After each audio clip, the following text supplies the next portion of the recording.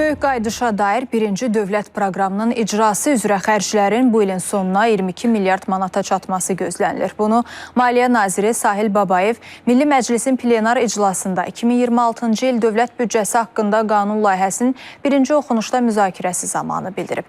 Nazirin sözlərinə görə böyük qayıdış proqramı çərçivəsində işğaldan azad olunan ərazilərin yenidən qurulmasına növbəti ildə büdcə xərclərinin 8,4%-nə bərabər və yaxud 3,5 milyard manat vəsait ayrılacaq.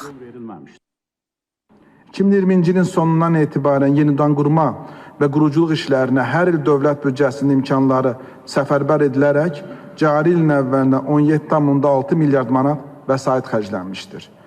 Cari ilin sonuna isə bu rəqəmin 22 milyard manata çatacağı gözlənilir. 26-cı ilin büdcə layihəsi və sonraki 3 il üzrə xərclər çərçivəsi də ilk növbədə bu istiqamət üzrə maliyyə təminatının yaradılmasını nəzərdə tutur.